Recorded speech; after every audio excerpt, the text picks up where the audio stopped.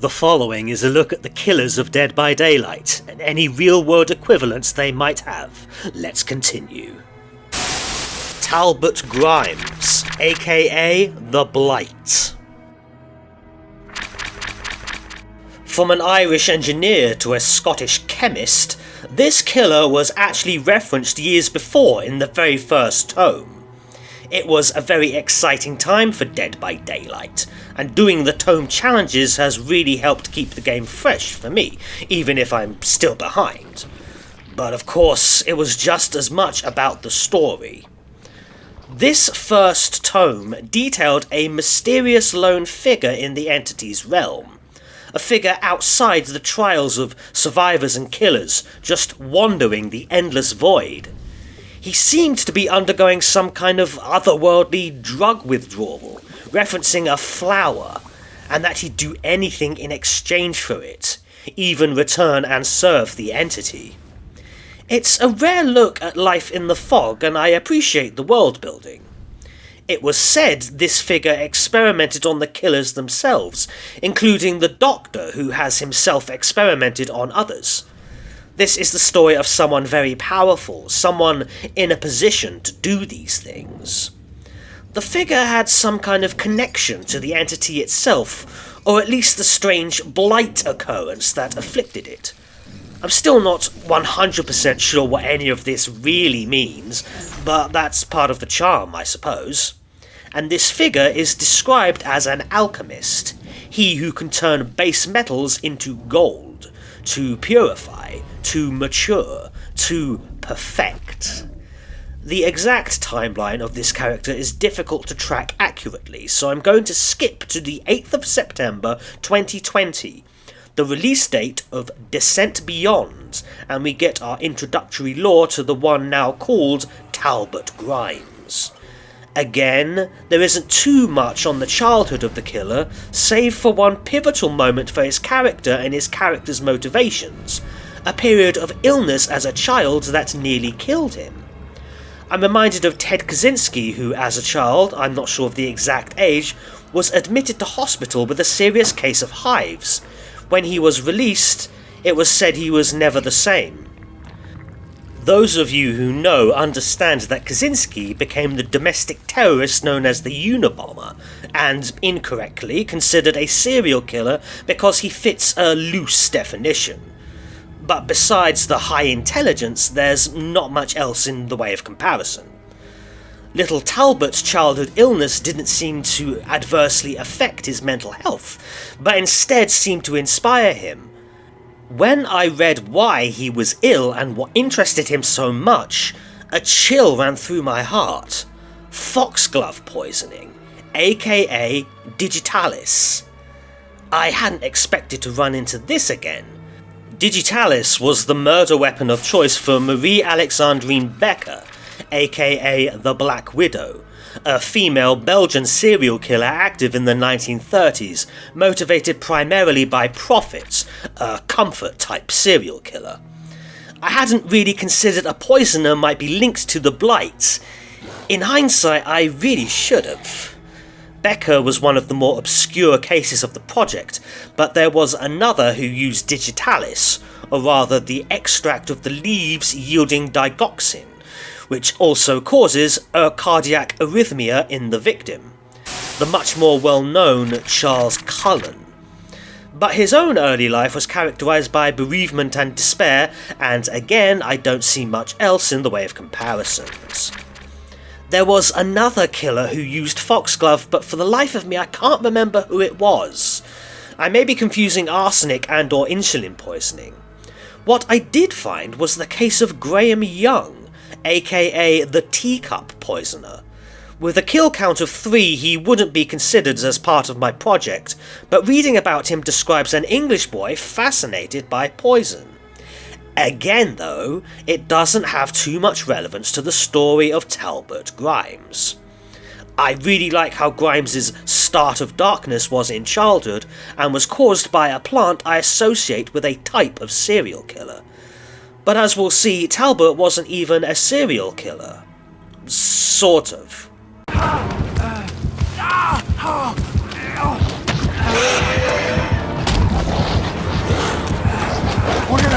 up! He did have access to prisoners to conduct his experiments, and it's not clear how many died as a result of this. What is clear is that he invented a compound that made people better workers. But all too soon it was found his miracle drug had actually resulted in the deaths of hundreds of employees. Do I call this mass manslaughter? Gross medical malpractice? The powers that be weren't very happy with him, and he was beaten badly and left for dead. But Grimes was saved by a mysterious stranger, and then put to work on something else, something called the Soul Chemical. It's around this period of his life that detailed his own tome coming a few years later. The tome was a useful insight into Grimes's mind. There's a lot of waxing philosophical about the human experience. He even details and describes a love of empathy, and considered it vital to the human experience. He's right. I said something similar in the first part of my project. Invoking empathy is a good way to assuage any charges of psychopathy, but I'm not done yet. Humans are compensatory. It's what we do. We overcompensate. Perhaps that's just my cynicism, but when people tell me things about themselves, I will often bear in mind the opposite. Show don't tell. And it'll be more nuanced than the homophobe who's secretly gay. That old chestnut is getting very boring by now.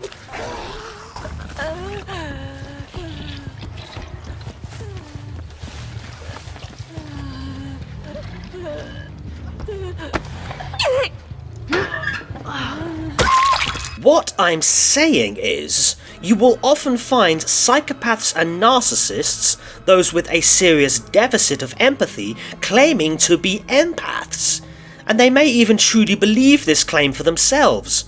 Problem is, there's no such thing as an empath. It's a stupid marketing term, one that, ironically and tellingly, bestows a stake of grandiosity on the claimant. Psychopaths and narcissists have the cognitive aspect of empathy, while lacking the affective part.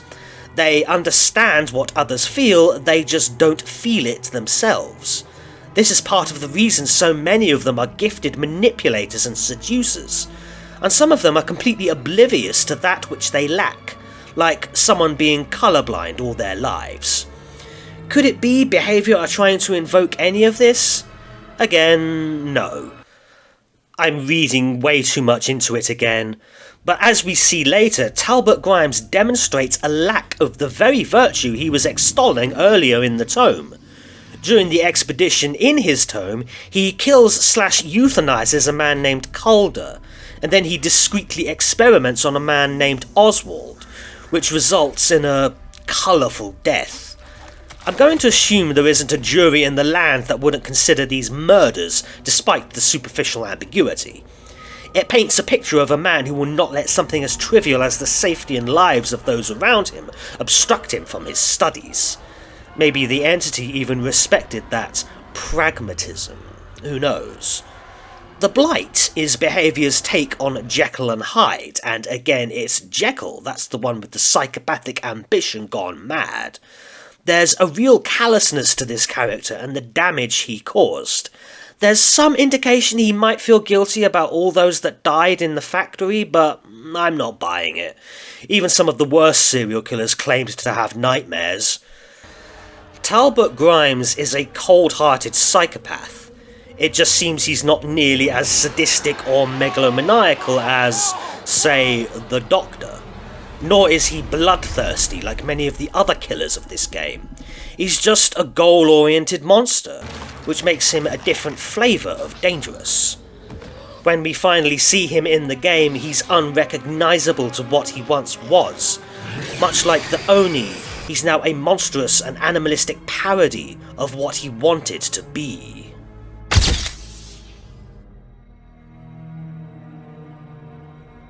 Mobility will increasingly prove to be king.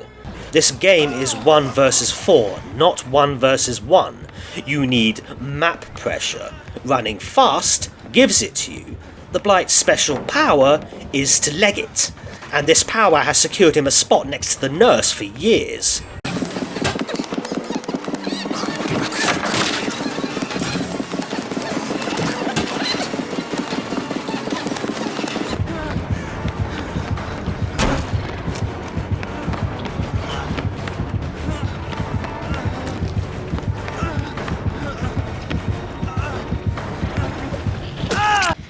He bounces off surfaces like the smackhead Sonic the Hedgehog to close the gap very quickly.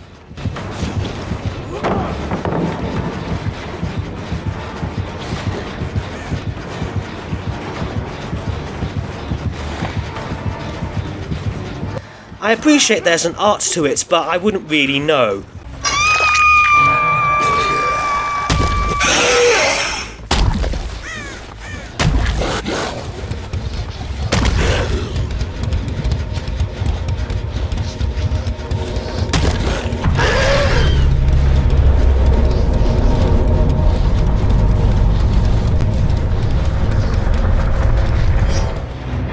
I find this killer tricky, I'm sure most do, but I respect this killer and what he represents. I'm glad those add-ons were finally reworked though. But at some point during the Deathslinger's heyday I tuned out. I stopped playing Dead by Daylight for a little over a year and lived a life free from the stupid bloodweb grind. I know exactly why I eventually came back, and that will need some explaining, but it wasn't because of this chapter. A shame really, because the Blight is something of a return to form. I half complained the art style was questionable with the inclusion of the three anachronistic stooges, whereas the Blight fits very nicely with the pre-established tone and colour palette. I love his design, the neat trousers under a horribly mutated upper body, the lower jaw destroyed due to the corrosive drool. It reminds me of the Spitter from Left 4 Dead 2. I don't know why I keep making these Left 4 Dead comparisons. 4 survivors going against whatever.